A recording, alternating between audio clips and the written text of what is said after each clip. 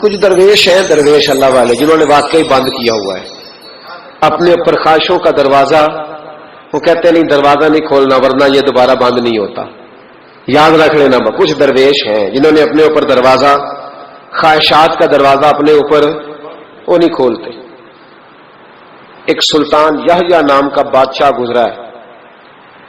عرب کے کچھ حصوں کا حکمران تھا تو اس کو بڑا شوق تھا لوگوں کو بانٹنے کا. دو قسم کے لوگ ہوتے ہیں نا، کچھ کو جمع کرنے کا شوق ہوتا ہے، کچھ کو شوق ہوتا ہے کوئی روٹی کھا لے. حضرت ابراہیم علیہ السلام بغیر مہمان کے کھانا، کچھ ایسے بھی ہوتے ہیں جن کے گھر بندہ چلا جائے تو پتیلی پہ ڈھکنا دے لیتے ہیں. اپنا اپنا فرق ہے نا جی، ہر آدمی کا اپنا اپنا ذوق ہے. منت کرتے ہیں کسی کی. مجھے بڑی بات پسند ہے شیخ سعدی کی، قرضے لے لے کے مہمان نوازی کرتے تھے. ایک دن سارے مقروض کٹھے ہو گئے، کہنے لگے بابے پیسے دے. بابا جی کہتے ہیں وہ پیسے مانگ رہے ہیں، مجھے ٹینشن ہے کہ انہوں نے کھوایا کچھ نہیں، مجھے پریشانی لگی. ایک بچہ کوئی چیز بیچ رہا تھا، وہ کھیل مرونڈا نہیں بیچتے بچے، وہ بیچ رہا تھا تو آ گیا تو کہنے لگا لینی ہے. تو بابا جی کہنے لگے میرے مہمانوں کو کھلا دے ساری. بچہ بھی راضی ہو گیا کہ سارا اکٹھا ہی گاہک مل گیا. تو سارا جب کھلا دیا کہنے لگا پیسے. تو شیخ سعدی فرمانے لگے تو بھی بیٹھ جا، یہ سارے پیسے لینے آئے ہوئے ہیں، بیٹھ جا، ان کے پیسے انہیں ملیں گے تو تجھے بھی.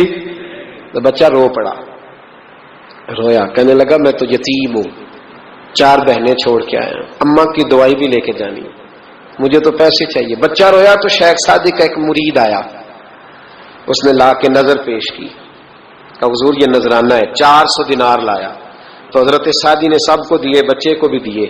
سب لوگ چلے گئے تو ان قرض لینے والوں میں سے ایک بندہ سمجھدار تھا، حضرت سعدی کے پاس آ کے کہنے لگا بابا سمجھ نہیں آئی، ہم برسوں سے لینے آ رہے تھے مل نہیں رہے تھے، کتنے مہینوں سے مانگ رہے ہیں نہیں مل رہے تھے، آج فٹافٹ مل گئے. تو شیخ سعدی بزرگ تھے نا تو بزرگوں والی بات کر گئے.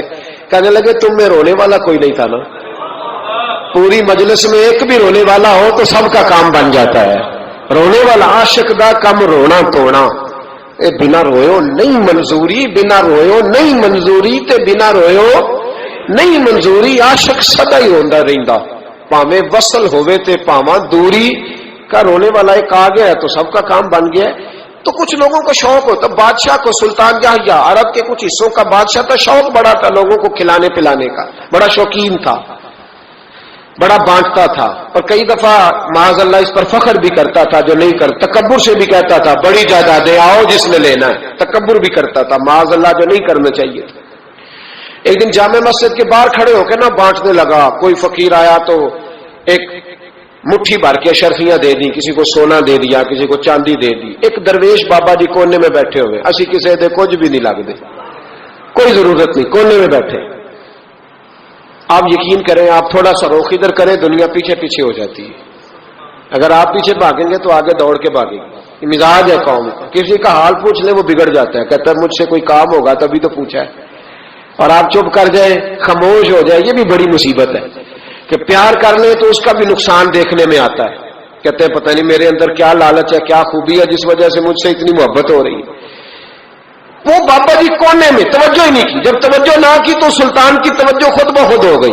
سلطان یحییٰ کہنے لگے بابا کوئی قابل توجہ آدمی ہے، سب لوگ لائنوں میں لگے ہوئے بھاگ رہے ہیں، بادشاہ آیا ہے.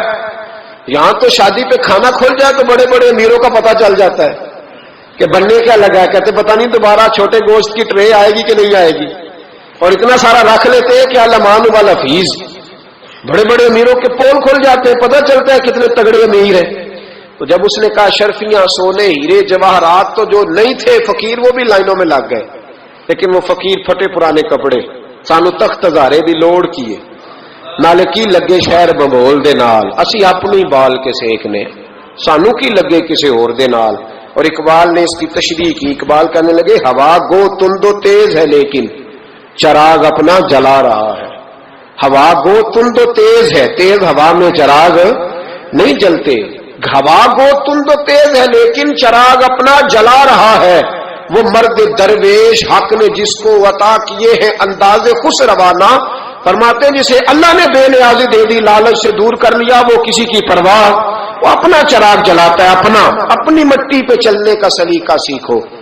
سنگ مرمر پہ چلو گے تو پھسل جاؤ گے، وہ بابا بیٹھا ہے تو بادشاہ کہنے لگا اسے بھی بلاؤ. بابے کو بلایا, کہنے لگا تجھے کچھ نہیں چاہیے؟ بابا کہنے لگا چاہیے تو بڑا کچھ, پر تجھ سے نہیں چاہیے.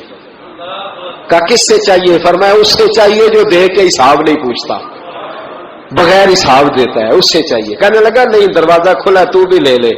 بابا کہنے لگا میں لے تو لوں پر تو دے کچھ نہیں نہ سکتا. بادشاہ کو غصہ آیا, اکڑ تھی, تکبر تھا. کہنے لگا تو کیوں نہیں میں دے سکتا, تو سوال کر.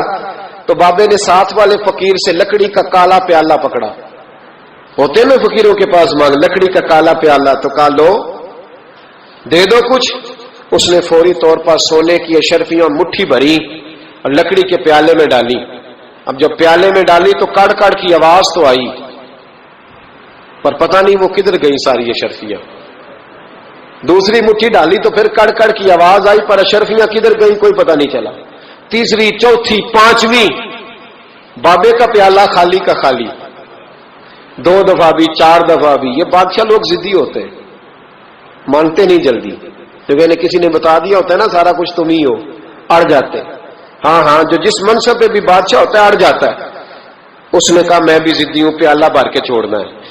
ایک بوری منگا لی, دوسری منگا لی, تیسری منگا لیا. بابا خوش ہے, مطمئن ہے, چلو ڈالو, تم نے کہا تھا ملیں گی. اب وہ مٹھی ڈالتا, کبھی اشرفیاں, کبھی ہیرے, کبھی چاندی, پر پتہ نہیں کدھر جاتی. دل آخر آہستہ آہستہ بیک ہونے لگ گیا. وزیر کہنے لگا بادشاہ پیچھے سے بوریاں ختم ہو گئی ہے, اب نئی منگانے لگیں گی, پیچھے کوئی چیز بھی نہیں, ختم ہو گیا سارا کچھ. انسان کسی کو کیا دے سکتا ہے؟ کیا ہاں وہ انسان بڑا نوازتے ہیں جن کے پاس خزانے بھی اللہ کے دیے ہوئے ہوتے ہیں, وہ نوازتے ہیں لوگوں, وہ نوازتے. کہا تو کیا دے سکتا ہے؟ بادشاہ جب تنگ آ گیا نا بادشاہ, تو گھوڑے سے نیچے اتر آیا اور بابے کے پیروں میں بیٹھ کے کہنے لگا بابا یہ پیالہ ہے کس بلا کا نام, نیچے کون سا کنواں ہے کہ جو کنواں جو نیچے گراتا ہی جاتا ہے اور جو بھرتا ہی نہیں ہے؟ تو اب بادشاہ کا ہاتھ رکا تو بابے نے پیالہ چھوڑ دیا اور بڑا قیمتی لفظ کہا. بابا کہنے لگا بادشاہ یہ انسانی خواہشات کا پیالہ ہے, یہ انسان کی خواہشوں کا پیالہ ہے, یہ لالچ کا پیالہ ہے, یہ کبھی بھر سکتا. انسان کبھی کہتا ہے یا اللہ اپنا مکان دے دے بڑا راضی ہوں, اسے اپنا مل جاتا ہے, پھر کہتا ہے نہیں سوسائٹی میں ہونا چاہیے. پھر سوسائٹی میں اللہ دیتا ہے تو کہتا ہے 5 مرلے کا چھوٹا ہے. اس کے نفس کا پیالہ کبھی بھرتا. نبی پاک علیہ السلام نے فرمایا تھا اس خواہش کے پیچھے نہ لگنا جو تمہیں نئی خواہش میں ڈال دے. کوئی نہیں سمجھ آئی بات کیا, بڑی بات کر دی حضور نے ایک جملے. مسند امام احمد بن حنبل میں حدیث ہے, فرمایا اس خواہش کے پیچھے نہ لگنا جو تمہیں ایک نئی خواہش میں ڈال دے, اس کے پیچھے نہ لگنا. اور فرمایا اس خواہش کے پیچھے نہ لگنا جو تمہیں بے جا خواہشوں کے پیچھے لگا دے. لوگوں کے للے تللے, پریشانیاں, آزمائشیں, لالچ, ہوس, وہ پریشانی وہ اتنی اوڑھ لی ہے لوگوں نے کہ دلوں سے تقوی, روحانیت, عبادت, درد, ذوق, شوق ختم ہو گیا. دنیا ہی دنیا بچی ہے, دولت ہی دولت بچی ہے, باقی ہر چیز کو نفس کا سانپ ڈس گیا. معتز ابن جوزی رحمۃ اللہ علیہ فرماتے میرے شہر کا ایک مالدار شخص تھا تو ایک بڑی ناگن خرید کے لایا. ناگن سونے کا انڈا دیتی تھی ناگن, پر انڈا سونے کا انڈا دیتی تھی. اس کے بال بچوں نے بھی, ایک ہی بیٹا تھا, بیوی تھی, انہوں نے کہا ابا یہ ناگن ہے, اس کا کام دسنا ہے, تو خیال کر. کیا کہا تھا حضرت سلطان بہو نے, کھارے کھو کدی مٹھے نہیں تھیندے, پاویں سہ منا گڑ پائیے تے سپاں دے پت کدی میٹھ نہیں تیندے, پاویں چولیاں دودھ پیائیے. اس کی فطرت میں ڈسنا ہے. تو یہ ڈسے گی, بات ختم ہو گئی. کہا نہیں, سونے کا انڈا دیتی ہے. رکھ لیا گھر میں. بکری رکھی ہوئی تھی, پالتو بکری. بکری کو ناگن نے ڈس لیا, بکری تڑپ کے مر گئی. بیوی اور بیٹا کہنے لگے خیال کر, بکری کو ڈس لیا نا اس نے کہا بکری کتنے کی؟ کہا 6 دینار کی. سونے کا انڈا کتنے کا؟ کہا 50,000 دینار کا. تو کہنے لگا چھوڑو, انڈا تو مل رہا ہے نا, اگرچہ ناگن ہے, انڈا تو آ رہا ہے نا. کچھ دنوں کے بعد گھر میں گھوڑا رکھا تھا, گھوڑے کو ڈس لیا, تڑپ کے مرا گھوڑا.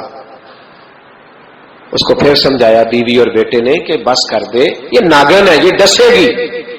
اس نے کہا گھوڑا کتنے کا؟ کہا 20 دینار کا. تو انڈا کتنے کا؟ 50,000 دینار کا تو چھوڑو, گھوڑا مرنے تو نیا لے آئیں گے. اللہ اکبر. ایک نوکر گھر میں رکھا تھا جانوروں کو چارہ ڈالنے کو. اچانک اس نے چارہ جو اٹھایا تو اندر وہ ناگن بیٹھی تھی. اس نے ہاتھ پہ ڈسا, غریب نے چیخیں ماری, چیخیں. پر غریبوں کی چیخیں لوگوں کو سنائی نہیں نہ دیتی. غریبوں کی چیخیں لوگ دروازے بند کر لیتے. لوگوں نے اس لیے کالے شیشے لگائے ہیں کاروں کو کہ غریبوں کی چیخیں نہ دکھائی دے نہ سنائی دے. ناگن نے ڈسا, چیخنے لگا نوکر, لیکن غریب کا خون بھی سستا ہوتا ہے نا, اس کا سارا وجود زہر سے پھٹ گیا. لیکن مالک کو ترس نہ آیا, کہنے لگا نیا ملازم آ جائے گا. اب بیوی اور بیٹے نے پیروں میں بیٹھ کے سمجھایا کہ بس کر دے, اس کو چھوڑ دے کہیں یا مار ڈال, یہ ناگن ہے. وہ کہا پاگل ہو گئے ہو, کبھی سونے کا انڈا دیکھا ہے؟ سونے کا انڈا دیتی ہے. وقت گزرنے لگا, چند مہینے سکون کے گزرے, لوگ بات بھول گئے. ایک دن سویرے سویرے کمرے سے ماں کے رونے کی آواز آئی, اور جب اماں چیخی خامن دوڑا تو کہنے لگی لے تیرے سونے کے انڈے بچ گئے. اور وہ دیکھ میرے بیٹے کو ڈس کے بستر سے اتر گئی ہے. وہ دیکھ میرا اکلوتا بیٹا. ابھی بیٹے کو اٹھا کے طبیب کے پاس لے جانے ہی لگے تھے, وہ اپنے گھر کے دروازے تک پہنچا تھا کہ جناب اسرائیل پہلے تشریف لے آئے. اب جب واپس آیا, بیٹے کا جنازہ بڑا مشکل ہے باپ کے لیے اٹھانا, بڑا مشکل ہے, بڑا مشکل. رونے لگا, چیخنے لگا. ایک بیٹا وہ بھی پردہ کر گیا. جنازہ اٹھا, لوگ اس کو دفن کرنے کے لیے نکلے تو ماں نے بھی سارا سامان سمیٹا. ماں نے بھی واپس آ کے کہنے لگا تو کہاں جا رہی ہے؟ کہنے لگی اس ویڑے میں, اس صحن میں میرے بیٹے کی موت ہوئی. یہاں سونے کے انڈے بچے پر میرا بیٹا نہیں بچا. میں نے اس آنگن کو کیا کرنا ہے جس میں سونا تو پڑا ہو پر بیٹا ماں پکارنے والا ہو ہی کوئی نہ.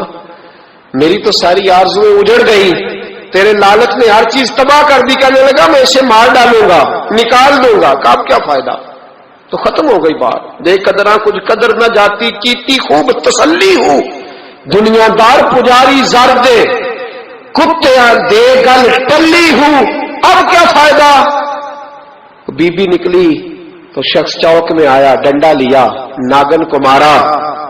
اور ابن جوزی فرماتے ہیں وہ پاگلوں کی زندگی بسر کرتا تھا. اس کے دائیں بائیں سونے کے انڈوں کا ڈھیر لگا ہوتا تھا. وہ لوگوں کو کہا کرتا تھا میرے جیسے لالچی نہ بننا, میرے پاس نہ بیوی بچی, نہ بچے بچے, نہ گھر بچا, نہ کوئی وفادار بچا. ہاں میرے پاس دولت بچ گئی.